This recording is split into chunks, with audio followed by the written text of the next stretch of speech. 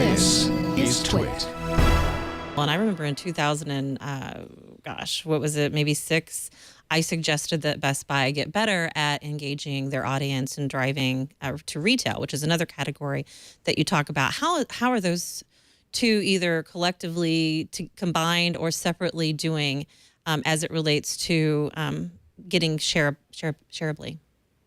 Sure. So technology grew. It was outpaced by the average category. So whereas all of social grew 108%, technology grew 71% year over year. So it grew but didn't keep pace with what we'd see in many other verticals. The one point that I noticed, which was really important in the data, is that a lot of that was driven by brands pulling back.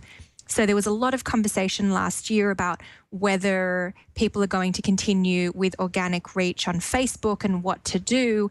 And there was a lot of uncertainty, which caused many big brands to start to pull back and be a little less bullish. So if you think about it, just to go back to that stat, they grew 71%, but they only grew their posts by 7%. So they actually significantly outperformed relative to the effort that was expended in tech. GoPro was a big winner. Beats by Dre did great, and Intel was also a big winner with respect to social across all platforms.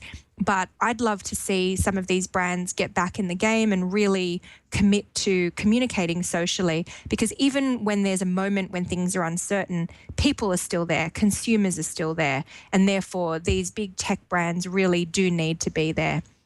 And the other category that you talked about was retail. And we did a lot of coverage around Black Friday, and we've seen many of the big box retailers do exactly the same thing that we saw in tech. There was this shift in thinking where people said, we really need to get ROI in social. So unless a piece of content has an immediate call to action where they can just buy something, then we don't think there's going to be any value.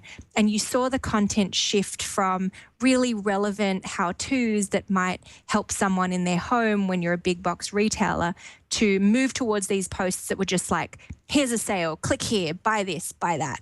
And naturally, consumers pulled back. They did click more than they did the last year, but definitely in terms of the people who were reached and the engagement that was received, the wind really did fall out of the sails for many retailers. The only big bright spot was for Instagram, where Instagram engagement definitely grew. And again, it was because the retailers were playing on Instagram. They were posting beautiful images of their products and they were enjoying themselves.